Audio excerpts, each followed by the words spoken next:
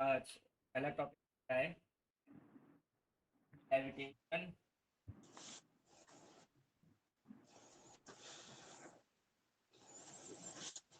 Potential पहले समझेंगे, फिर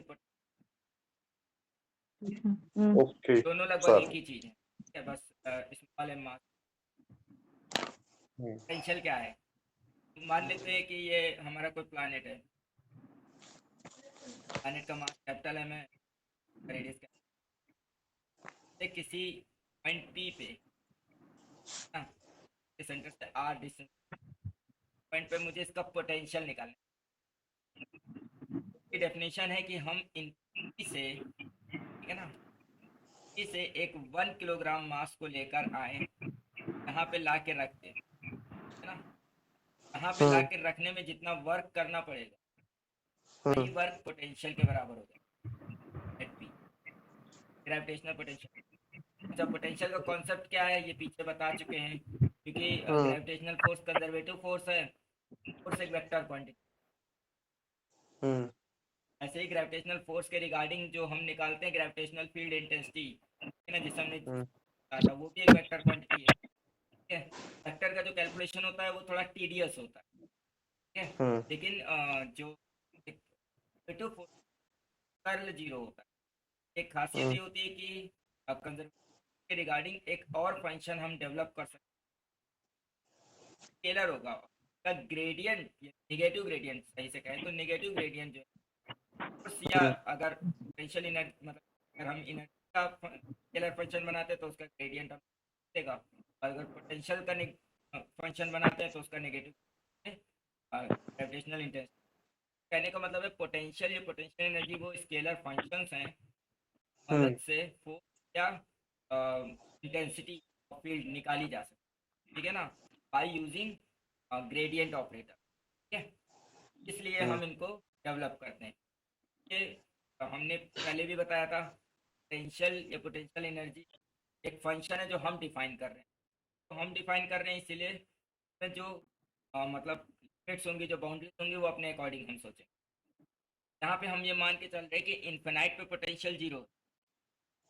ठीक है, हम्म, इसलिए हम वर्क निकाल रहे हैं वो इन्फिनिटी से लाने में था। ठीक है, हम्म, तो अभी आगे देखते हैं, इससे और एक बात बताएंगे। ठीक है, तो यहाँ पे हमने क्या मान के लिया कि इन्फिनाइट पे पोटेंशियल जीरो है, और इसलिए इन्फिनिटी से यहाँ तक लाने में जो वर्क करना पड़ेगा वही पोटेंशियल। पी का फॉर्मूला क्या बनना चाहिए? वर्क। और वर्क जब हम निकालेंगे तो मान लेते हैं कि जब हम इस 1 किलोग्राम मास को लेकर आ रहे थे, हम्म, तो किसी इंस्टेंट मान लेते हैं ये ओ से एक्स डिस्टेंस दूरी पर, ठीक है। हम्म, जब ये एक्स डिस्टेंस दूरी पर था तो इस पे जो फोर्स लग रहा होगा, कि ग्रेविटेशनल हम्म, फोर्स अट्रैक्टिव होता है, वो मान हम्म, लेते हैं इस पे जो फोर्स लग रहा है वो ये है। ठीक है, अच्छा, जब हम इसको लेकर आ रहे हैं तो हम डिस्प्लेसमेंट भी इसी डायरेक्शन में दे रहे हैं, तो अगर हम स्मॉल डिस्प्लेसमेंट देते हैं dx, ठीक है ना, तो जो स्मॉल वर्क हम्म, डन होगा उसका फॉर्मूला क्या होना हम्म, चाहिए? स्मॉल डी वर्क डन जो डब्ल्यू होना प्लस चाहिए, F dot D D L. यहाँ पे इक्वल टू वर्क डन की जगह लिख देते हैं स्मॉल वर्क डन का इंटीग्रल कहाँ से कहाँ तक, इन्फिनिटी से आर तक। क्लियर हो गया ना? पहले ये हम्म, बताया कि पहले मैंने पोटेंशियल डेफिनेशन बताई क्या है, कि यूनिट मास को लाने में जितना वर्क करना पड़ता है वही पोटेंशियल है, और यहाँ पे वर्क निकालना है। वर्क निकालने के लिए हमने माना कि जब ये यूनिट मास आ रहा था, इंस्टेंट वो हम्म, एक्स डिस्टेंस, तो वो एक्स डिस्टेंस पे था तो उस पर फोर्स लग रहा था वो इनवर्ड लग रहा था। ठीक है, और जब हमने स्मॉल डिस्प्लेसमेंट माना डी एक्स, डी, बट इसी डायरेक्शन में होगा कि हम मास को वहां से इधर लेकर आ रहे हैं, दोनों सेम डायरेक्शन में, तो जो स्मॉल वर्टन होगा वो डी डब्ल्यू होगा।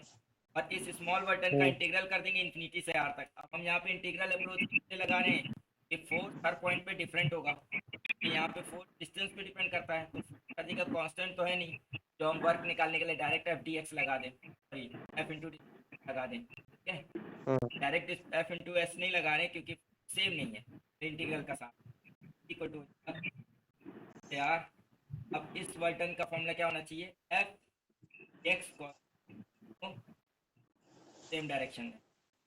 ठीक है यार, एफ फोर्स का फॉर्मूला क्या हो जाएगा? तो G M M one G की एम जगह, by R square, M one की जगह जी एम, एम बाई और एक्स स्क्वायर। कि m1 की जगह कैपिटल M और m2 की जगह 1, क्योंकि दूसरा मास यूनिट हाँ माना 1 है, kg तो है। एक्स स्क्वायर, कैपिटल M बाहर ले लो, r x की power minus dx, g capital M x की पावर माइनस 2।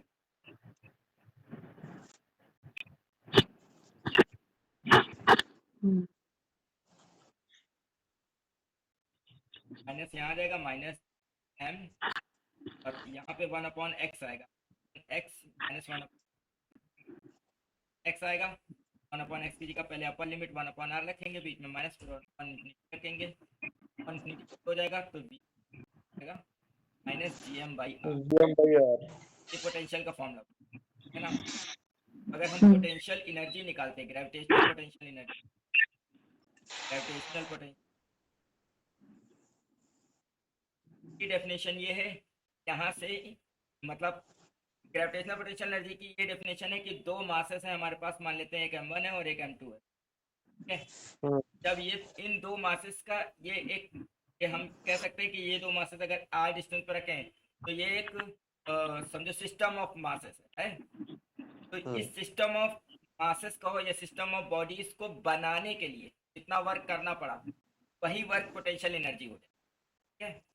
ये मतलब यहाँ पे पोटेंशियल एनर्जी जब भी निकालना हो, चाहे इसमें हो चाहे कूलॉम या इलेक्ट्रोस्टैट्स में हो, इलेक्ट्रोस्टैट्स में भी पोटेंशियल एनर्जी का यही मतलब है कि किसी सिस्टम ऑफ चार्ज को बिल्ड करने के लिए, बनाने के लिए जितना वर्क करना पड़ता है, वो वर्क हमारा क्या होता है, potential energy of that system, ठीक है।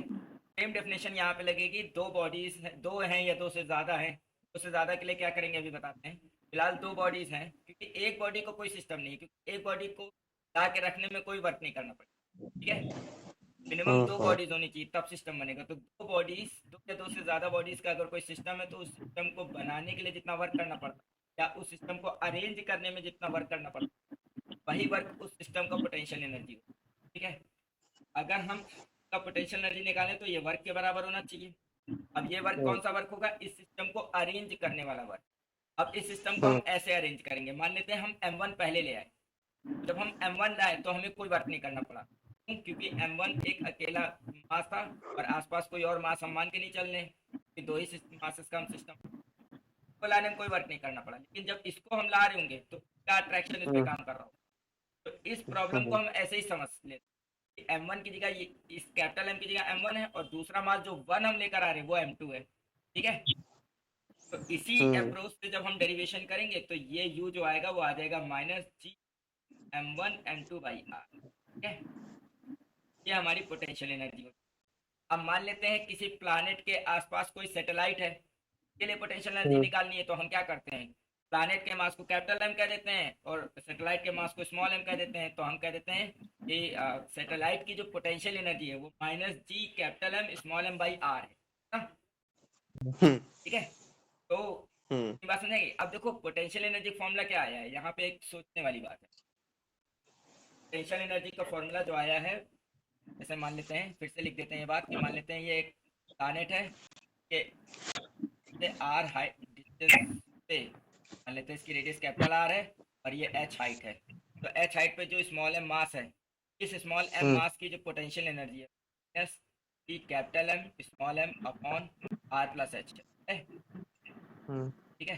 जबकि सेम आर अगर प्लस एच माने capital R plus H sorry ना, कैपिटल आर प्लस एच, और जबकि सेम मास स्मॉल एम के लिए पहले 9-10 में हम पोटेंशियल एनर्जी क्या पढ़ते थे, mgh पढ़ते थे।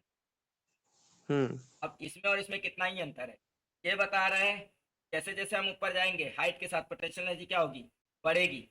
क्योंकि ये बता रहे हैं पोटेंशियल एनर्जी क्या होगी, घटेगी। वैसे एक चीज समझो, दोनों ही बता रहे हैं कि पोटेंशियल एनर्जी बढ़ेगी। ऐसे कैसे, देखो नेगेटिव जब साइन है ऊपर वाले में। हाँ इसमें नेगेटिव साइन है, तो एक्चुअल में इसका नेगेटिव के फॉर्म में तो ये घटेगी। लेकिन अगर हम न्यूमेरिकली देखें तो जैसे मान लो पहले -10 थी, अब -2 हो गई, तो -2 तो ज़्यादा ही है -10 से, बढ़ती ही, ठीक है। लेकिन फिर भी ये बता रहा है पोटेंशियल एनर्जी पॉजिटिव है, ये बता रहा है नेगेटिव है ना। और दोनों में अंतर कितना ज़्यादा है, ठीक है। और मान लो सिर्फ न्यूमेरिकल वैल्यू ही निकालनी हो, चेंज अगर निकालना है और सिर्फ न्यूमेरिकल वैल्यू दे रखी हो, तो एक तो आपको बता रहा है कि इंक्रीमेंट हो रहा है, दूसरा बता रहा है डिक्रीमेंट, अगर न्यूमेरिकली दे, ठीक है। तो दोनों में से कौन सा फॉर्मूला सही, या दोनों ही सही है? ठीक है, क्वेश्चन ये है दोनों में से कौन सा सही है या दोनों ही सही है? दोनों सही है क्योंकि हम किस तरीके से निकाल रहे हैं उस पर डिपेंड कर रहा है ना। ठीक है, तो अब देखो देखो ये वाला जो है ना अमन, जो U equals to earth mgh है, कंसीडर हाँ करके जब निकाल रहे हैं। ये मतलब एक बॉडी को, एक सिस्टम को हम एक फ्रेम में रख के देख रहे हैं कि दूसरे सिस्टम को उसी सेम फ्रेम में, जबकि ये वाला ऊपर वाला जो है एक यूनिवर्सल टाइप हो जाता है। ऐसा है भी और नहीं भी है, ऐसा नहीं है, लेकिन हम तुमको इसको मिटा सकते हैं। हाँ, हाँ। मिटा दो, हो गया। तो इसको हम दूसरी तरीके से जस्टिफाई करते हैं। देखो हम इसको कैसे जस्टिफाई, हम इसको ऐसे जस्टिफाई कर रहे हैं कि हम्म। देखो हम इसको ऐसे जस्टिफाई मान लेते हैं, ये हमारा प्लानेट है, ठीक, हाँ। इसका रेडियस कैपिटल आर है और इसके सरफेस पे पॉइंट है, मान लेते हैं वो ए है, और हम्म। एच हाइट ऊपर जो पॉइंट है वो मान लेते हैं बी है। हम्म। ठीक, अब बताओ अगर हम potential energy at minus potential energy at A निकाले तो क्या आएगा? इस फॉर्मूले से डेल्टा यू, ये कितना आएगा बताओ? Minus capital M small M on R plus H आएगा, आएगा हम्म। माइनस, और यूपी कितना आएगा? GMM प्लस फिर से माइनस आएगा लेकिन यहाँ प्लस हो जाएगा, जी प्लस हो कैपिटल एम जाएगा, small M upon GMM R R. आ जाएगा। अगर हम G M M upon LCM ले लो। कॉमन ले लें, ठीक, हम्म। कॉमन ले लें और एलसीएम ले लें, तो ये minus R R into plus R plus H LCM आ जाएगा। आएगा, हाँ। ठीक, तो आर से आर कट जाएगा, हाँ। एम एम है ना, H H। H upon R, R plus H आएगा, और हम्म। GM बाई R की वैल्यू पुट कर दें। ठीक। अब अगर हम ये मान के चल रहे हैं और height very very less than R, मान लेते हैं हाइट आर से बहुत कम, ठीक, कितना? हाँ। R इतने में प्लस जी H R के एम बराबर हो जाएगा। बाई आर स्क्वायर हो जाएगा और एम एच अलग लिख सकते हैं, हाँ। हाँ। ठीक, ये हो जाएगा G M by R square small G हो जाएगा, G स्मॉल जी होता है। ठीक, तो ये एम जी एच ही बन गया, बन गया। हम्म। हाँ। यानी हम ये कह सकते हैं ये जो एम जी एच फॉर्मूला है ना, ये potential change in potential energy है ना, और साथ ही साथ चेंज इन पोटेंशियल एनर्जी जिसमें एक चीज और मानी गई है कि जी कांस्टेंट है थ्रू आउट द हाइट, क्या चीज?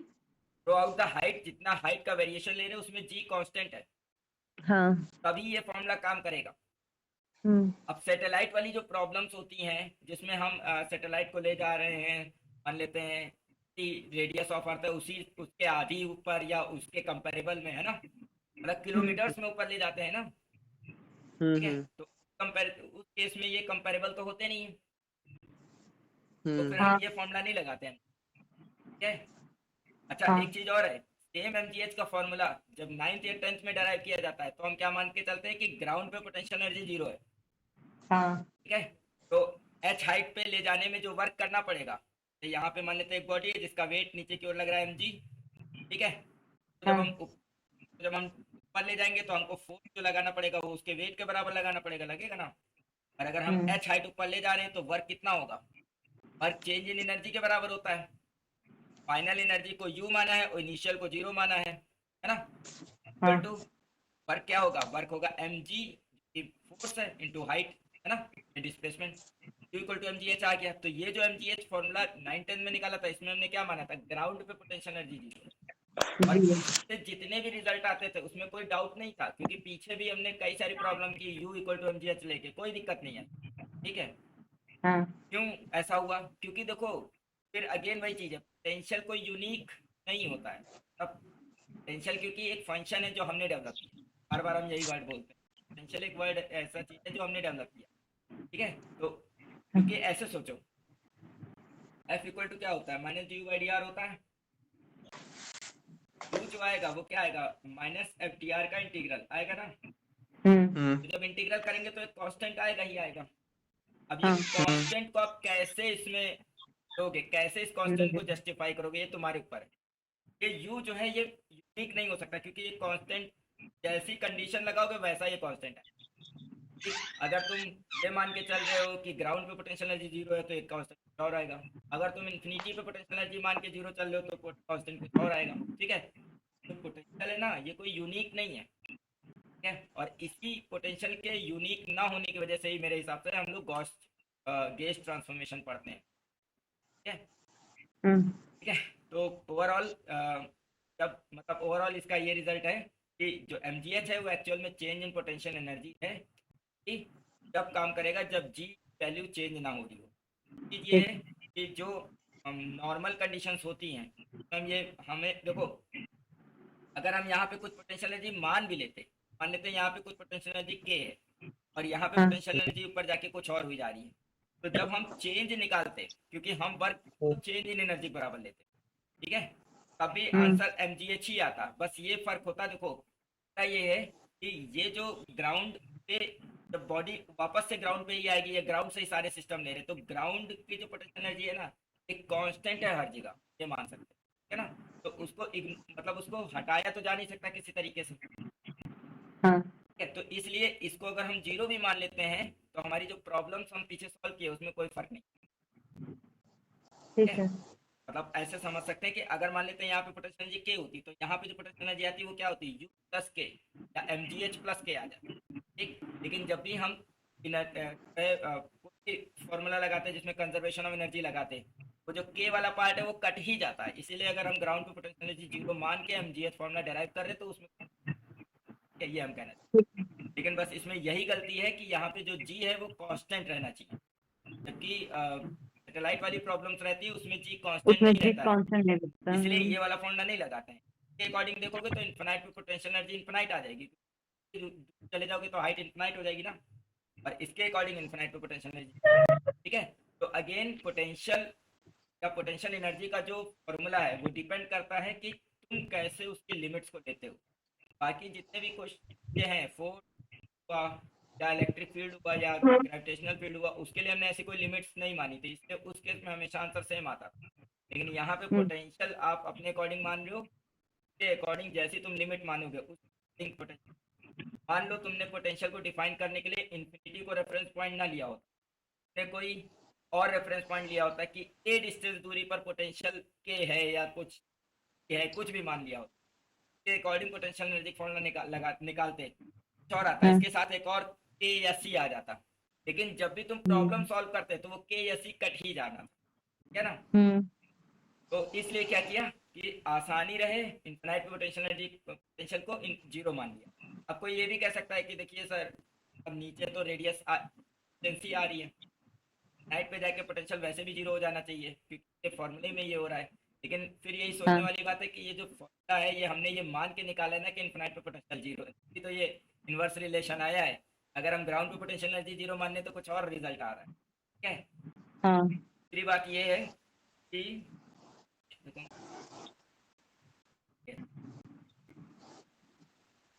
तब कहने का मतलब है कि अगर हम कुछ और रेफरेंस मानते तो हो सकता है उसके अकॉर्डिंग इन्फिनाइट पे पोटेंशियल जीरो। हाँ, एक और बात ये है कि ये तो क्लियर है कि जब दो मासेस इन्फिनिटी दूर पे होंगे तो फोर्स जीरो, ठीक है। हाँ मतलब देखो, रेफरेंस पॉइंट को चूज करने के पीछे भी कोई लॉजिक होता है। लॉजिक यहाँ पे ये है कि इनफाइनाइट डिस्टेंस पे अगर दो मासेस हैं तो उनके बीच में फोर्स जीरो होगा, और क्योंकि ये रिलेशन हम ऑलरेडी निकाल चुके हैं F=-g, अगर फोर्स हाँ जीरो है, अगर फोर्स जीरो है, ये दो रीजन हो सकते हैं। अगर फोर्स जीरो ले लें तो पोटेंशियल एनर्जी या तो जीरो होनी चाहिए या कांस्टेंट होनी चाहिए, जीरो का डेरिवेटिव जीरो होगा या कांस्टेंट का डेरिवेटिव जीरो, है ना। तो हाँ अगर हम इन्फिनाइट पे पोटेंशियल एनर्जी कांस्टेंट भी ले लेते तो भी कोई दिक्कत नहीं आती, बस फॉर्मूला थोड़ा सा चेंज आता, लेकिन जब उसको यूज करते हैं हम तो कोई फर्क हाँ नहीं पड़ता। यानी कि फिर वही रिजल्ट आ रहा है कि पोटेंशियल या पोटेंशियल एनर्जी जो है वो यूनिक नहीं होता। यूनिक नहीं होता, यूनिक क्यों नहीं होता है, क्योंकि वो डिफाइंड फंक्शन, मतलब वो ऐसे प्रैक्टिकल चीज नहीं है, मतलब प्रैक्टिकल क्वांटिटी है। या मास एक प्रैक्टिकल, वैसे पोटेंशियल या पोटेंशियल एनर्जी जैसी चीज प्रैक्टिकल ही नहीं हो मेरे हिसाब से, ठीक है। अच्छा, एक और चीज यहाँ पे है कि पोटेंशियल यूनिक नहीं होता है, ठीक है। पोटेंशियल यूनिक नहीं होता है, इसीलिए पोटेंशियल हो या पोटेंशियल एनर्जी हो, हमेशा ऐसे केसेस में चेंज इन पोटेंशियल या चेंज इन पोटेंशियल एनर्जी को ही हम कंसीडर। फॉर एग्जांपल, अगर किसी जगह पे मान लेते हैं, के लिए हम एक एग्जांपल ले लें उसका, जा रहे हैं, हाँ, कूलॉम लॉ में जा रहे हैं, मतलब हम इलेक्ट्रोस्टैट्स में जा रहे हैं। हाँ तो इलेक्ट्रोस्टैट्स के अकॉर्डिंग मान लेते हैं एक जगह 1000 वोल्ट है टेंशन, और उसके दूसरे ही आगे पॉइंट पे 1001 एक वोल्ट है, मिनट। ठीक है, 1001 वोल्ट है। इन दोनों पॉइंट को मैंने ज्वाइन किया और मान लेते हैं इनके बीच में रेजिस्टेंस है हमारी 1 ओम। फिर करंट कितना आएगा बताओ? पर ही करंट आएगा है तो करंट आएगा 1 क्यों? क्योंकि एम्पीयर। ऊपर होगा। करंट क्या होता है? करंट का फॉर्मूला होता है ना V/R। लेकिन V क्या होता है? हाँ, पोटेंशियल डिफरेंस PV पोटेंशियल होता डिफरेंस है ना? होता है। पोटेंशियल डिफरेंस होता है। पोटेंशियल डिफरेंस तो 1 ही है। लेकिन जबकि यहाँ पे अगर हम 1 वोल्ट लेते और यहाँ पे हम 2 वोल्ट लेते, जबकि हम्म, न्यूमेरिकली ये इससे बहुत कम है लेकिन डिफरेंस देखो ज़्यादा है, और सेम 1 ओम की रेजिस्टेंस लेते तो इस केस में करंट 2 एम्पेयर है ना? तो कहने का मतलब है पोटेंशियल मायने नहीं रखता है, पोटेंशियल डिफरेंस मायने रखता है। सेम पोटेंशियल एनर्जी के लिए भी लागू होती है पोटेंशियल। कहाँ से 2 आ जाएगा? 2 वोल्ट और 1 अरे वोल्ट है सॉरी, तो। हम 3 लेना चाह रहे हैं। 3 मतलब हम ये हम्म, दिखाना चाह रहे हैं कि पोटेंशियल डिफरेंस मायने रखता है, पोटेंशियल मायने नहीं रखता। हाँ ठीक है, ठीक। ठीक। तो क्योंकि ऐसे फंक्शन जो डिफाइंड फंक्शन है जिसमें एक कांस्टेंट आ रहा है और कांस्टेंट की वैल्यू को सब अलग अलग तरीके से मानने पे ये अलग अलग चेंज कर रहा है, इसीलिए ऐसे क्वेश्चन मोर प्रैक्टिकल है वो उसका डिफरेंस है ना कि एब्सोल्यूट। हम ये भी कह सकते हैं कि हम एब्सोल्यूट पोटेंशियल निकाल ही नहीं सकते, एब्सोल्यूट पोटेंशियल हाँ, में एक कांस्टेंट टर्म बार बार आ रहा है। आगे बढ़ते और वो कांस्टेंट चेंज होता रहता है। अगला टॉपिक है कि अगर हमको पोटेंशियल एनर्जी निकालनी है ऑफिस सिस्टम की कंटेनिंग मोर देन,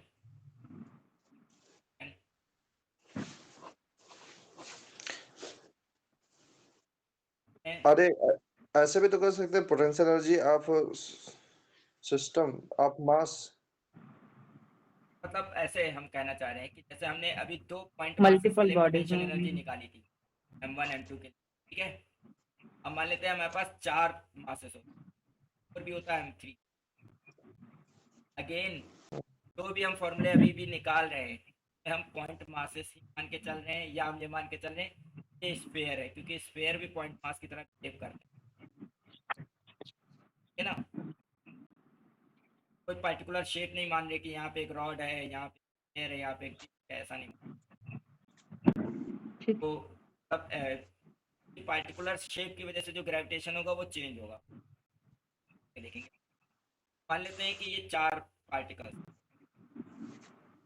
अब इनके भी, अब अगर इस सिस्टम की पोटेंशियल एनर्जी निकाल क्या होगी? देखो जब भी पोटेंशियल एनर्जी में 2 से ज़्यादा मासेस हों तो टोटल पोटेंशियल एनर्जी होगी, टोटल जो होगा ना, होगा sum of potential energy of each pair. जितने पेयर हैं उन सबकी पोटेंशियल एनर्जी निकाल लो और उनका सम कर दो, वही टोटल पोटेंशियल। अब इसमें कितने पेयर बनेंगे पता है? 1 2 3 4 5 6। 6 बनेंगे। एक ये एनर्जी निकालेंगे M1 M2 मान के, मतलब इन दोनों की एनर्जी निकाल लो, क्या होगा? -G M1 M2 यहाँ, ठीक। फिर एक ये एनर्जी निकाल लो G M1 M2 upon M2 M3 upon something, फिर एक ये निकाल लो, फिर निकाल लो, डायगोनल पे। और फिर क्रॉस में भी निकाल लो क्योंकि ईच पेयर का निकालना है, ठीक है। हम्म, अब इससे रिलेटेड क्वेश्चन ऐसे आते हैं कि मान लेते हैं 3 पार्टिकल दे दिए। अच्छा सेम क्वेश्चन कुलॉम में भी आता है, इलेक्ट्रोस्टैटिक, हाँ, ठीक है ना। Potential energy. 3 दे दिए ऐसे चार्जेस, और फिर कहते हैं कि इन चार्जेस जो कि ऐसे रखे थे तो हमने ऐसे हम्म रख दिया एक लाइन में। हम्म ऐसा करने में कितना वर्क करना पड़ा? तो पोटेंशियल एनर्जी निकाल रहे तो दोनों की पोटेंशियल एनर्जी निकाल लो। फाइनल कितनी हैं। थी, इनिशियल कितनी थी, जो वर्क करना पड़ा वो change in potential hmm energy बराबर हो जाएगा, जो कि माइनस ही होगा, ठीक है। हम्म इस तरीके से हम पोटेंशियल निकाल सकते हैं। आगे बढ़ते, एक पॉइंट और है, पोटेंशियल एनर्जी हम निकाल रहे हैं बार बार, वो आ रही है माइनस में। इस हम्म माइनस का क्या मतलब? ये माइनस क्यों आ रहा है पोटेंशियल? ठीक है, तो ये माइनस इसलिए आ रहा है क्योंकि देखो अगर 2 मासेस तुम मान लो, एक M1 और एक M2, इनको करीब ला रहे हो सिस्टम बनाने के लिए, लेकिन ये सोचो कि ये करीब आ नहीं, मतलब तुम इनको ला नहीं रहे हो करीब, एक्चुअल में ही करीब आ जाएंगे क्योंकि इनके बीच में हम उसके अट्रैक्शन हो रहा अगेंस्ट द होगा। वर्क डन कर रहे हैं। अट्रैक्शन हो रहा होगा ना, इस केस में हाँ, तो वर्क आपको करना नहीं पड़ रहा, आपको वर्क ऑब्टेन हो रहा है। नेगेटिव वर्क का मतलब क्या होता है, वर्क आपको ऑब्टेन हो रहा है। और नेगेटिव वर्क से क्या होता था, हमने क्या बताया था कि जब नेगेटिव वर्क होता है तो एनर्जी में इंक्रीमेंट होता है ना, और जब हम्म पॉजिटिव वर्क होता है तो एनर्जी में डिक्रीमेंट होता है। जब ये दो पार्टिकल मान लो दूर थे और बिल्कुल रेस्ट पे हम्म था, और जब ये करीब आने लगेंगे तो ये जो वर्क हो रहा है ये नेगेटिव हो रहा है। अब नेगेटिव वर्क से एनर्जी में इंक्रीमेंट होगा, यानी काइनेटिक एनर्जी में क्या होने लगता है, इंक्रीमेंट होने लगता है, हम्म तो उनके अंदर स्पीड आने लगी, ठीक है ना, काइनेटिक एनर्जी ऑटोमेटिक डेवलप, ठीक है। तो अगर जैसे ऐसा क्वेश्चन आ जाए कि मान लेते हैं दो मासेस हैं और वो मान लेते हैं आर डिस्टेंस पे रखे हमने, और फिर उनको हमने रिलीज कर दिया, मास की जगह चार्ज भी हो सकता है, ठीक है। और मान लेते हैं दोनों सेम है या दोनों डिफरेंट भी हो सकते हैं, मान लेते हैं ये m1 है और ये m2 है, और दोनों को मैंने रिलीज किया। रिलीज करने का मतलब क्या है, जब रिलीज किया मैंने ये स्पीड जीरो थी, और आपसे कहे कि जब ये r/2 डिस्टेंस पे आ गए, ठीक, तो इनकी स्पीड्स बताइए कितनी होगी। इसकी स्पीड मान लो v2, इसकी स्पीड v बतानी, तो क्या करेंगे, इसमें दो लॉ लगाएंगे, कंजर्वेशन ऑफ एनर्जी लगा देंगे, ठीक है। पहले तो पोटेंशियल एनर्जी कितनी थी, और मतलब टोटल एनर्जी पहले कितनी थी और अब टोटल एनर्जी, अब इसमें काइनेटिक एनर्जी का रोल होगा। यहाँ पे काइनेटिक एनर्जी नहीं थी, जीरो था, और यहाँ पे पोटेंशियल एनर्जी भी है क्योंकि r/2 डिस्टेंस पे और काइनेटिक एनर्जी, ठीक, समझ रहे हो। तो यहाँ पे टोटल एनर्जी लेंगे, टोटल एनर्जी का एक रेंज लेंगे, यानी कि टोटल एनर्जी कंजर्वेशन लॉ लगाएंगे, ठीक है। तो उसमें दो वेरिएबल्स आएंगे, v1 और v2। अब एक और लेंगे कि यहाँ पे कोई एक्सटर्नल फोर्स नहीं लग रहा है, ठीक है। ये मोमेंटम जो होना चाहिए, लीनियर मोमेंटम, वो कंजर्व होना चाहिए, लीनियर मोमेंटम कंजर्वेशन लगाएंगे, ठीक है। तो v1 और v2 में रिलेशन आ जाएगा, और फिर उन दोनों को सॉल्व करके वेलोसिटीज v1 और v2 निकाल लेंगे, ठीक है। तो ऐसा कोई क्वेश्चन मुझे दिखेगा तो करा देंगे, लेकिन फिलहाल मैंने यहाँ बता दिया। निकालते हैं ऑर्बिटल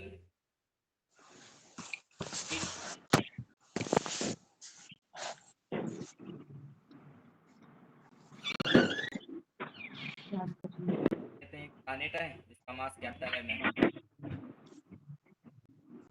से आर हाइट पे, आर एच हाइट पे एक स्मॉल एम मास की हाइट है, वो मान लेते हैं इसका जो हाथ है वो सर्कुलर स्पीड होगी, जिसको हम ऑर्बिटल स्पीड कहेंगे, ऑर्बिट कर रही है, इसकी स्पीड जो होगी ऑर्बिटल। इस ऑर्बिटल स्पीड को निकालना बहुत आसान है, चलते हैं कि जाहिर सी बात है ये मास और ये मास एक दूसरे को अट्रैक्ट कर रहे होंगे तो ग्रेविटेशनल अंदर क्यों लग रहा होगा, एफ जी, और क्योंकि ये सर्कुलर मोशन कर रहा है तो इस पर सेंट्रीफ्यूगल पार क्यों लग रहा है, एफ सी और एफ जी को बराबर ले लो, काम हो जाएगा। तो फॉर्मूला होता है mv not by R, F G M R R square, R cut square जाएगा, एम कट का G M under root by R की जगह कैपिटल आर प्लस है, ठीक है। या फिर एक और काम कर सकते हैं, स्मॉल जी का जो फॉर्मूला है क्या है, capital G M G by by R R square. ये जो जी है ऑन सरफेस, ये क्या है, on surface, surface of earth पे जो एक्सेशन है उसका ये फॉर्मूला है। तो हम चाहें तो कैपिटल जी एम की जगह स्मॉल जी आर स्क्वायर लिख सकते हैं, under root R square on R H, ठीक है। अमन तो ये आया वेलोसिटी का formula, under root R square by R plus. अच्छा एक चीज और है, अगर हम एच को बहुत कम ले लें आर से, कि हम सरफेस के बहुत क्लोज हों, क्लोज टू, हम सरफेस के क्लोज हों, मतलब प्लान सरफेस का मतलब यहाँ प्लानेट, प्लानेट के सरफेस के क्लोज केस में वेलोसिटी जो आती है वो आती है under root R, under root G R ठीक है। और अर्थ के लिए ये होती है 8 मीटर पर सेकेंड, याद है ना, इसलिए यही तो होती है, याद नहीं था, अब याद है। अप्रोक्सीमेटली ये वैल्यू होती थी 8 किलोमीटर पर सेकेंड, तो मुझे याद है ये होती थी 8 और इसके वेलोसिटी होती थी 11.2 हाँ वो किलोमीटर। याद आ रहा है 11.8। तो ऑर्बिटल स्पीड यानी अगर अर्थ पे अगर हम मान लेते हैं एक ऊंची बिल्डिंग पे खड़े होके, ठीक है, और ये मान के चलें कि हम कोई चीज फेंकेंगे, मान लेते हैं ये अर्थ पे हम खड़े, ये अर्थ है, और यहाँ पे अर्थ पे हम खड़े होके एक बॉल फेंकें, तो हम जानते हैं कि ये बॉल थोड़ा सा आगे जाके गिर जाएगी नीचे, थोड़ा और तेज फेंकें थोड़ा और तेज गिर जाएगी। लेकिन अगर हम इसको 8 किलोमीटर पर सेकंड की स्पीड से फेंकें और ये मान के चले कि इसके सामने कोई पहाड़ और कुछ नहीं आएगा, ये ऐसे लगेगी और घूम वापस आना, हम्म। ठीक है। तो क्लोज टू अर्थ सरफेस अगर ये स्पीड है तो ये और हिट करने लगे, ठीक है। अच्छा, इसमें एक क्वेश्चन भी रहता है, ये चीज हम लास्ट में अलग से लिखवा भी देंगे, लेकिन यहाँ भी बता दें, अगर तुम्हारी स्पीड 8 किलोमीटर पर सेकंड यानी जो ऑर्बिटल स्पीड है से कम है, तो जो बॉडी है ना, जब उसको वो वापस अर्थ पे ही गिरेगी, ठीक है। तो ये जो मोशन होगा ये प्रोजेक्टाइल होगा, तो इसमें जो पाथ होगा वो पैराबोलिक होगा। तब ये ऐसा पूछता है कि अगर आप किसी बॉडी को ऑर्बिटल स्पीड से कम स्पीड से फेंकते हैं तो उसका पाथ क्या होगा, ट्रेजेक्ट्री, ट्रेजेक्टरी क्या होगा, पैराबोलिक होगा, क्योंकि वापस ग्राउंड पे गिरेगा आके। जबकि अगर हाँ, किसी बॉडी को तुम ऑर्बिटल स्पीड से फेंकते हो तो वो सर्कुलर मोशन करने सर्कुलर लगेगा, होगी। है ना। तो केस में उसका पाथ क्या होगा, सर्कुलर मोशन होगा, सर्कुलर होगा, क्लियर है। और ऐसे ही अगर ऑर्बिटल स्पीड से ज्यादा स्पीड रखते हो लेकिन एस्केप स्पीड से कम अमन, रखते हो तो अलग अलग केसेस में उसके पाथ क्या होते हैं, उसका एक पूरा मतलब वो बना के देंगे टेबल टाइप का, अमन, ध्यान रखना। हाँ, ये स्पीड जो आ रही है ऑर्बिटर वाली अंडर रूट जी आर के हिसाब से वो आ रही है 250 ये मीटर पर सेकंड में निकाल लो क्या, किलोमीटर में। कैसे। 250 किलोमीटर कहाँ से आ गया आर जी? की वैल्यू मैंने 6400 किलोमीटर लिया है। हाँ ठीक है, और, जी पहले अंडर और रूट जी 10, का वैल्यू मीटर में ही रख दियो ना, जी का वैल्यू तो मीटर पर सेकंड में होता है। सही बोल रही हो। आगे बढ़ते हैं, ठीक है। तो ऑर्बिटल स्पीड वाला पॉइंट हो गया। अब देखते हैं टाइम पीरियड निकाल, टाइम पीरियड भी इसी में निकाला जा सकता है। टाइम पीरियड का क्या फॉर्मूला होना चाहिए अगर इसी में टाइम पीरियड निकालना चाहें, तो क्या होना चाहिए, टाइम पीरियड अगर निकाले, टाइम पीरियड ऑफसेट क्या आएगा, तो टाइम पीरियड जो आएगा वो होगा डिस्टेंस अपॉन टाइम। तो डिस्टेंस एक राउंड में जो डिस्टेंस होगा वो सरकमफेरेंस के बराबर होगा ऑन स्पीड नॉट, ठीक। टाइम पीरियड हो जाएगा 2 पाई आर अपॉन खाली अंडर रूट आर आई थी, ठीक है। होने से टाइम पीरियड आ जाएगा 2 पाई और आर क्यूब ऑन जी, याद आया, ये भी निकाल चुके हैं, ठीक है। टाइम पीरियड भी निकाल सकते हैं। अब टाइम पीरियड देखो, इसमें भी हम मॉडिफिकेशन कर सकते हैं कि जीएम की जगह जी आर स्क्वायर रख सकते हैं या स्मॉल आर की जगह कैपिटल आर प्लस एच रखते हैं, ये सब चीज़ें पॉसिबल है, छोटे मोटे एडजस्टमेंट करते हैं। अच्छा, टाइम पीरियड से रिलेटेड एक क्वेश्चन बार बार आता है कि स्टेशनरी सेटेलाइट क्या होगी, ठीक है। जियो स्टेशनरी सेटेलाइट क्या है और उसकी हाइट निकालने को आता है, ठीक है। तो स्टेशनरी सेटेलाइट क्या है, जियो सिंक्रोनस बोलते हैं। स्टेशनरी का मतलब रुकी और जियो का मतलब अर्थ की ज्योग्राफी। तो अगर कोई ऐसी सेटेलाइट, मान लेते हैं ये अर्थ है और ये ऐसे रिवॉल्व कर रही है, ठीक है ना, और कोई सेटेलाइट इतनी दूर हो, इतनी हाइट पे हो कि उसका टाइम पीरियड नहीं हो जितना अर्थ का है, यानी 24 आवर, तो क्या होगा, जैसे जैसे अर्थ रिवॉल्व करेगा और इसका भी टाइम पीरियड 24 आवर है तो ये इसके साथ ही रिवॉल्व करेगा, है ना। तो एक पार्टिकुलर लोकेशन पे तो हमारा सैटेलाइट है वो एक पार्टिकुलर लोकेशन पे ही रहेगा। जैसे मान लो यहाँ पे हमने इंडिया है, इंडिया के ऊपर कोई सैटेलाइट छोड़ा, अब जब ये अर्थ रिवॉल्व कर रहा है तो इंडिया मान लो रिवॉल्व करके यहाँ आ गया, सैटेलाइट भी रिवॉल्व करके यहाँ आ गया, एक रिस्पेक्ट में ये स्टेशनरी है ना। इसको हम कहते हैं जियो स्टेशनरी सैटेलाइट। जियो स्टेशनरी सैटेलाइट कम्युनिकेशन में काम आती है, जो है अगर कम्युनिकेशन में इसलिए काम आती है क्योंकि अगर ये अपनी पोजीशन चेंज कर लेंगी ना तो कम्युनिकेशन ब्रेक हो जाएगा, ठीक है। जियो स्टेशनरी सैटेलाइट तो ये क्या है, एक जासूसी के लिए भी काम आ सकती है। हाँ, इसका जो टाइम पीरियड है सिंपली वो कितना होगा, 24 आवर होगा अर्थ के लिए, या कोई और प्लानेट है तो उस प्लानेट का जो भी रिवॉल्यूशन टाइम है, ठीक है, उसके बराबर। अमन, क्लियर है। अमन, हाँ टाइम पीरियड का फॉर्मूला ये R upon 2 pi under root R upon G भी तो हो सकता है। हाँ, वही हम कह रहे हैं, तो हम कह रहे हैं कि जैसे चाहो तो स्मॉल जी की जगह जीएम बाई आर स्क्वायर होता है, इस जीएम की जगह जी आर स्क्वायर भी लिख सकते हो, लेकिन यहाँ कैपिटल आर स्क्वायर आएगा, फिर इसको आर प्लस एच का लिख सकते हो, ये भी लिख सकते हो I equal under root R की जगह आर प्लस एच का whole cube upon B R square.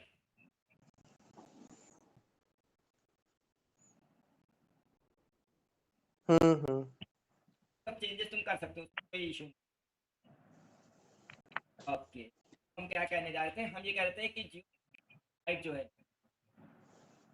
ठीक है, के लिए टाइम पीरियड कितना होगा, 24 आवर होगा अर्थ के लिए, या कोई और प्लानिट है तो जो भी प्लानिट है उसका जो भी टाइम पीरियड है उतना, ठीक।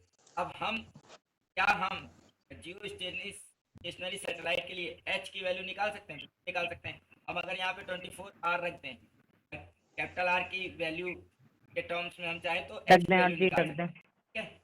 हम एच की वैल्यू कैलकुलेट कर सकते हैं, तुम कैलकुलेट करके देख भी लेना, मेरे हिसाब से ये वैल्यू जो आनी चाहिए वो आनी चाहिए, 6 आर आती है जहाँ तक मुझे।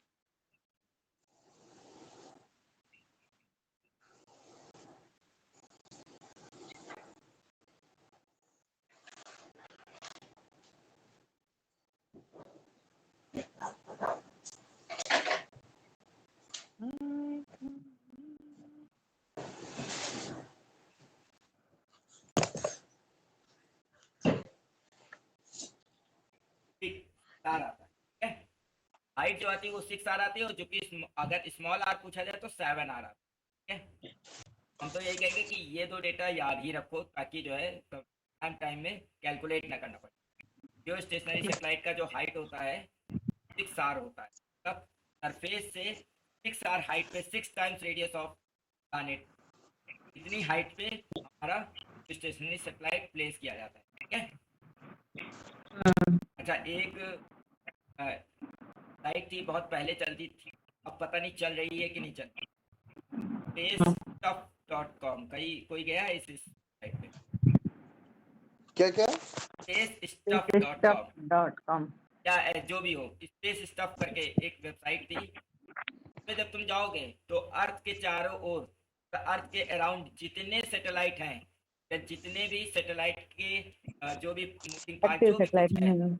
उन सबको तुम ऑनलाइन मतलब जो है लाइव ट्रैकिंग कर सकते हो, है ना। मतलब उसमें कुछ ऐसा एक डायग्राम बन के आता है, वहां पे एक अर्थ बना होता है, उसके चारों खूब सारे पॉइंट होते हैं, खूब सारे, है ना। क्या फिर से बोलो, इस क्या है स्पेस? stuff.com right. अब पता नहीं चल ये रही कि नहीं चल रही। चल रहा होगा इसलिए क्योंकि अभी रिसेंटली हम देख भी रहे थे तो उसमें दिखा रहा था, मतलब ये मतलब वेबसाइट का नाम नहीं दे रहा था, लेकिन ये जो तुम बता रहे हो ये चीज बता रहा था, तो उसको यूज करते होंगे, अभी ऐसा नहीं है। तो इसमें क्या है कि इसमें अर्थ के अराउंड सारे ऐसे डॉट डॉट बने रहते हैं, और इस डॉट पे तुम क्लिक करोगे, ठीक है ना, डॉट सैटेलाइट का डेटा पूरा यहाँ आ जाएगा, कि कितनी, उसका क्या नाम है, उसको कब लॉन्च किया गया था, उसकी स्पीड क्या है, उसकी हाइट क्या है, और उसकी ऑर्बिट क्या है, ठीक है ना। और जब मतलब जैसे इसको तुमने क्लिक किया, मान लेते हैं इस पे तुमने इस पे क्लिक किया माउस से, ट्रैजेक्टरी बनी, जो भी होगी, ठीक है ना, हाँ। ऐसे देख सकते हो।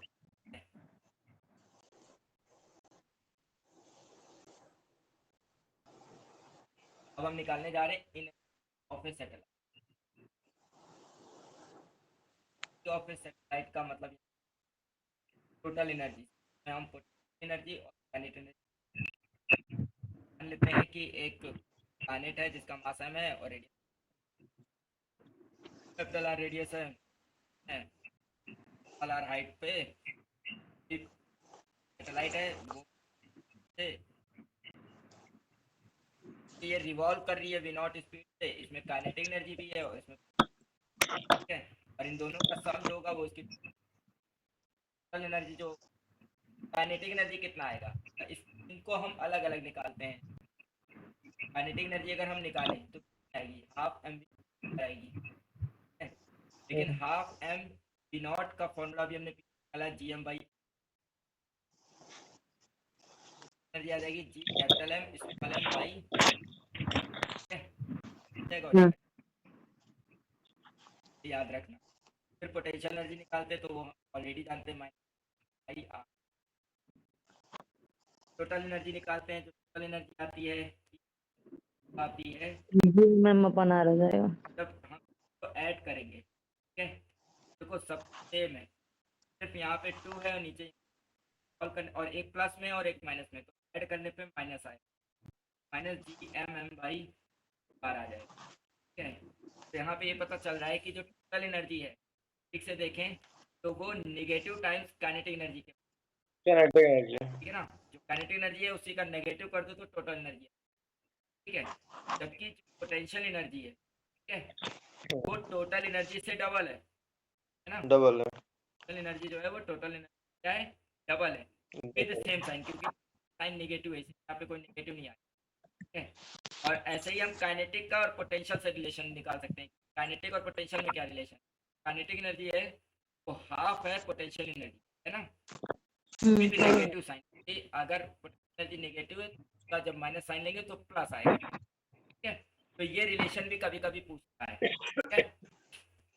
अच्छा, इसमें एक और चीज है, यहाँ पे टोटल एनर्जी नेगेटिव आई है। नेगेटिव एनर्जी का मतलब है कि जिसकी भी हमने एनर्जी निकाली है वो इसकी वजह से निकाली है, उससे वो बाउंड है। तब यहाँ पे हमने सैटेलाइट की टोटल एनर्जी निकाली है प्लानेट की वजह से, तो यानी कि सैटेलाइट की टोटल एनर्जी नेगेटिव आई है, यानी कि सैटेलाइट जो है वो प्लानेट से बाउंड है, फ्री नहीं है ना। तो टोटल एनर्जी नेगेटिव होने का मतलब है कि वो चीज उससे बाउंड है। अच्छा, ये फ्री कब होगा, जब ये इन्फिनिटी दूर चला जाए, क्योंकि अगर ये इन्फिनाइट दूरी पे चला जाए पोटेंशियल एनर्जी जीरो हो जाएगा, तो कोई अट्रैक्शन नहीं बचेगा। यानी कि किसी भी बॉडी को फ्री करने के लिए उसका पोटेंशियल एनर्जी को हमको जीरो करना पड़ेगा, ठीक है। और अगर हमसे अब अगर कोई बॉडी फ्री है तो हो सकता है उसकी पोटेंशियल एनर्जी तो जीरो हो जाएगी, लेकिन हो सकता है उसमें स्टिल काइनेटिक एनर्जी, ठीक है। तो हम इसलिए ये नहीं कहेंगे कि उसकी टोटल एनर्जी को जीरो कर देंगे तो, लेकिन अगर हमसे ये क्वेश्चन पूछा जाए किसी बॉडी को मिनिमम कितनी एनर्जी दे दे ताकि वो फ्री हो जाए, तो आंसर ये है कि उसकी जो भी टोटल एनर्जी है उतनी एनर्जी उसको प्लस फॉर्म में दे दे। इसके अंदर टोटल है, इसको इतनी एनर्जी अगर हम प्लस फॉर्म में दे दें क्या होगा, तो ये इसका टोटल एनर्जी जीरो हो जाएगा। टोटल एनर्जी जीरो होने का मतलब ये इन्फिनाइट पे जाके जाएगा, वहां पे इसका काइनेटिक एनर्जी भी नहीं होगा, लेकिन क्योंकि ये इन्फिनाइट पे चला जाएगा तो इसका वहां पे पोटेंशियल एनर्जी भी, क्लियर है, ठीक है। तो यानी कि अगर हम पूछें कि किसी भी सैटेलाइट को मिनिमम कितना एनर्जी दे दे तो क्या हो जाए, फ्री हो जाए, तो उसका जो भी टोटल एनर्जी आया है उसी का प्लस फॉर्म में एनर्जी हम उसको दे दें तो वो क्या हो जाएगा, फ्री हो जाएगा ना। अब हाँ। देखो ये सैटेलाइट ऑलरेडी जितना दूर होगा अपने प्लानेट से उतना ही कम एनर्जी हमको देना पड़ेगा। जैसे मान लो ये क्लोज है, जब ये क्लोज होगा तो आर जो है कम होगा, तो उस केस में ये एनर्जी नेगेटिव फॉर्म में ज़्यादा होगा। यानी मान लेते हैं कि जब ये अर्थ से ही है, अर्थ के बिल्कुल करीब है, तो इसका टोटल एनर्जी -10 है। अब ये अर्थ से थोड़ा सा और ऊपर है तो -8 है, थोड़ा और ऊपर है तो -6 है। तो जब ये -6 अब इतनी हाइट पे है कि इसका टोटल एनर्जी -6 है, तो वहां से इसको जो है इन्फिनाइट पे ले जाना आसान है, क्योंकि अब उसको हमको सिर्फ +6 एनर्जी दे, समझ रहे हो, ठीक है। तो अगर हमें किसी बॉडी को अर्थ के सरफेस से फ्री करना हो, ठीक है, तो उस केस में जो हमको एनर्जी देनी पड़ेगी एक तरीके से अगर मिनिमम भी निकालेंगे तो वो अब बाकी किसी भी हाइट के रिस्पेक्ट में ज़्यादा ही आएगी, ठीक है, ये हम कहना चाहिए। ओके, इसी एनर्जी को प्लस फॉर्म में बाइंडिंग एनर्जी कहते हैं, ठीक है। बाइंडिंग एनर्जी क्या होता है, यही सेम फॉर्मूला GMM/r, ये बाइंडिंग एनर्जी का। बाइंडिंग एनर्जी की डेफिनेशन क्या है, तो बाइंडिंग एनर्जी की डेफिनेशन ये है the minimum amount of energy given to the satellite so that it may escape from या it may go away from the gravitational field of the planet। gravitational field of the planet से escape कर जाए, निकल जाए, ठीक है। तो escape तभी कर पाएगा जब वो इन्फिनाइट पे चला जाए, है ना। और इन्फिनाइट पे हम टोटल एनर्जी उसकी क्या मानेंगे, जीरो मानेंगे। पोटेंशियल एनर्जी तो जीरो होगी और हम उसको इतनी मिनिमम एनर्जी दे रहे हैं, ऐसे सोचो कि जब हम उसको एनर्जी देंगे काइनेटिक एनर्जी के फॉर्म में तो वो दूर जाता जाएगा, और जब वो दूर जाएगा तो लेकिन ग्रेविटी उसे अट्रैक्ट कर रही होगी तो उसकी स्पीड कम होती जाएगी। अब हमने उसको इतनी एनर्जी दी है कि वो इन्फिनिटी पे जाके रुक जाए, मतलब वहां पे उसकी स्पीड जीरो हो जाए। अब क्योंकि वो इन्फिनिटी पे जाके रुक रहा है तो वहां पे फोर्स भी जीरो हो रहा है, तो बॉडी वापस नहीं आ पाएगी। अगर उससे पहले कहीं भी ये रुक गई तो वापस पुल में उस वजह से वापस वहां। क्लियर है कि नहीं क्लियर है? अमन, हाँ इसको इस तरीके से भी तो एक्सप्लेन कर सकते हैं, जब हम लोग एटम वाला न्यूक्लियस वाला पढ़ते हैं हाँ तो सेम, बाइंडिंग एनर्जी वो अमाउंट जितने से कि वो बाउंड रहे उससे अधिक जैसे ही जाएगा तो वो फ्री हो जाएगा। हाँ सेम कॉन्सेप्ट है, सेम कॉन्सेप्ट है कि वहां भी टोटल एनर्जी नेगेटिव आता है और यहाँ भी टोटल, ठीक है। हम्म, सेम कॉन्सेप्ट है, बस फर्क इतना है कि वहां पे जब हम टोटल एनर्जी निकालते हैं, ठीक है, हम्म, तो जो आर के टर्म्स में टोटल एनर्जी आएगा अगर किसी इलेक्ट्रॉन का किसी न्यूक्लियस के चारों, ठीक है, हाँ, तो जो एनर्जी आएगा टोटल एनर्जी इलेक्ट्रॉन की हम बात कर रहे हैं, न्यूक्लियस की बाइंडिंग एनर्जी बात हाँ, नहीं कर रहे, टोटल एनर्जी ऑफ इलेक्ट्रॉन जो आएगा, है ना, हाँ, तो हम क्वांटाइज कर सकते हैं, वहाँ पे क्वांटाइजेशन फॉलो। हाँ, यहाँ पे हम ऐसी एनर्जी को क्वांटाइज नहीं कर सकते। हाँ, ये मैं मतलब दोनों में एक डिफरेंस है। अगर हम कहें बाइंडिंग एनर्जी जो एटम में निकालते हैं और यहाँ पे निकाली है, दोनों में सिमिलैरिटी क्या है, तो सिमिलैरिटी ये है कि दोनों की एनर्जी नेगेटिव आती है और कॉन्सेप्ट बस सेम है वहाँ भी, ठीक है, कि वो उसको बाउंड रखता है इन्फिनिटी पे जाने पे, अगर इनफाइनाइट दूरी पे चला जाएगा तो वो हो जाएगा टोटल एनर्जी और वो फ्री हाँ, हो तो जाएगा। मैक्रो माइक्रो का डिफरेंस हाँ तो आएगा ही हाँ, तो मैक्रो क्वांटाइजेशन। माइक्रो का डिफरेंस है, तो क्वांटाइज कर सकते हैं या क्वांटाइज निकाल सकते हैं, लेकिन इसको हम क्वांटाइज नहीं कर सकते, ठीक है। हम्म, ठीक है, तो ये बाइंडिंग टोटल एनर्जी आ गई, टोटल एनर्जी बता दिया, बाइंडिंग एनर्जी बता दिया, ये रिलेशन झारखंड में भी पूछा गया था एग्जाम में, ठीक है? और एक और रिलेशन अब नेक्स्ट उस पर करेंगे, एक रिलेशन ये करेंगे कि अगर जो हमारा फोर्स है, देखो हम ये सेंट्रल फोर्स अच्छे से पढ़ेंगे कि जब सेंट्रल फोर्स पढ़ेंगे तो हम देखेंगे ना कि जो फोर्स है वो आर की पावर एन पे डिपेंड कर सकता है। तो अगर आर की पावर एन पे फोर्स डिपेंड कर रहा है तो केस में टोटल एनर्जी, काइनेटिक एनर्जी और पोटेंशियल एनर्जी में क्या रिलेशन होना है ना, शायद उसको थ्योरम कहते थे, क्या नाम था, अरे किसी उस इसका थ्योरम का नाम नहीं याद आ रहा है, जब हम आर की पावर एन फोर्स हैं, हमको नहीं आता हम चलो हमको जब याद आएगा बताएंगे हम वो थ्योरम, तो उसमें हम ये देखेंगे कि पोटेंशियल एनर्जी आर की एन प्लस वन टाइम्स ऐसे, ठीक है। आज इतना ही रखते हैं, फिर नेक्स्ट टर्न पे आगे देखें। मेरे हिसाब से ग्रेविटेशन वाला पार्ट जो इंटर वाला है वो खत्म है, एससी की तरफ आगे बढ़ेंगे, यानी कि हम क्या करेंगे, डिफरेंट शेप की वजह से पोटेंशियल फील्ड और पोटेंशियल दोनों कैलकुलेट करेंगे और उनका ग्राफिकल वेरिएशन भी देखेंगे, और जो कह ठीक रहे थे सेंट्रल फोर्स उस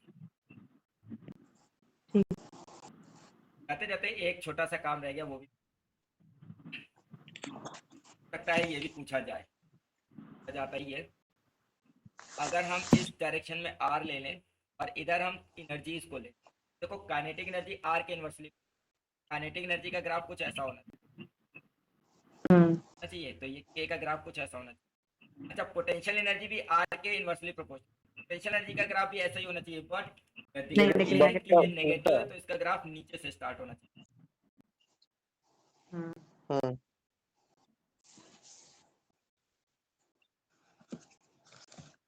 सर्च करेगा, ये पोटेंशियल एनर्जी का ग्राफ ऐसा होना चाहिए, और टोटल एनर्जी जो है वो भी नेगेटिव आई है ना, और आर के ही इनवर्सली प्रोपोर्शनल, तो टोटल एनर्जी का भी ग्राफ क्या होना चाहिए, ऐसा ही होना चाहिए ना। ये टोटल है, तो इस हो सकता है कि ऐसा कोई आप भी बना के आ सकता है ना, के और ई और यू ग्राफ कैसे तो याद रखना, ठीक है, ठीक यही बताना हो गया। अब नेक्स्ट पे ठीक